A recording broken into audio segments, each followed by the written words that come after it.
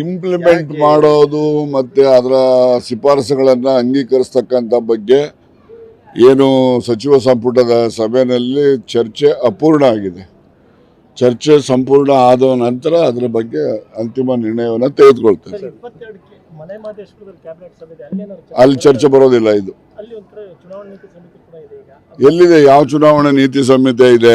ಯಾವುದೇ ನೀತಿ ಸಂಹಿತೆ ಗ್ರಾಮ ಪಂಚಾಯತಿ ಚುನಾವಣೆಗಳು ನೀವು ಹೇಳಿದ್ ಗೊತ್ತಾಯ್ತು ನನಗೆ. ಆ ಗ್ರಾಮ ಪಂಚಾಯತಿ ಚುನಾವಣೆಯ ಒಂದು ಫಲಿತಾಂಶದ ಮೇಲೆ ಪ್ರಭಾವ ಬೀರುವಂತಹ ಏನಾದರೂ ತೀರ್ಮಾನಗಳನ್ನು ತೆಗೆದುಕೊಂಡ್ರೆ ಉಲ್ಲಂಘನೆ ಆಗ್ತದೆ. ಇದು ಚುನಾವಣೆಗಳು ನಡೀತಾನೆ ಇದ್ದಾವೆ ಅಂತೇಳಿ ಏನು ಸರ್ಕಾರ ಕೆಲಸನೇ ಮಾಡಬಾರ್ದು.